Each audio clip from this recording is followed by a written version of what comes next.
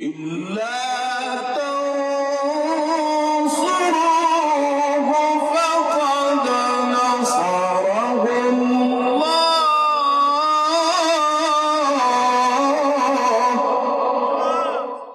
إلا تنصروه فقد نصره الله إلا تنصروه فقد نصره الله إذ أخرجه الذين كفروا ثاني اثنين إذ هما في الغار إذ يقول لصاحبه لا تحزن إن الله معنا فأنزل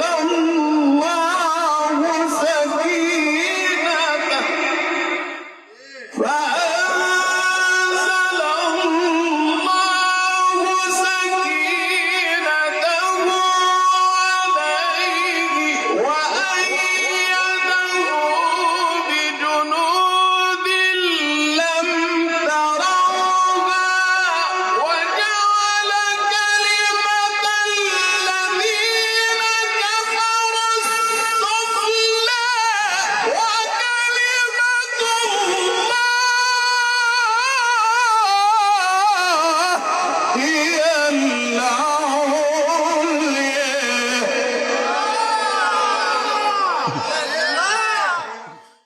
إلا تنصروه فقد نصره الله إلا تنصروه فقد نصره الله إذا أخرجه الذين كفروا ثاني اثنين إذ هما في الغار إذ يقول لصاحبه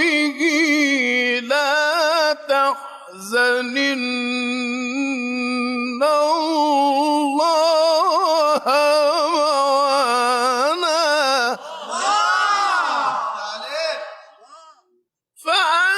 فأنزل الله سكينته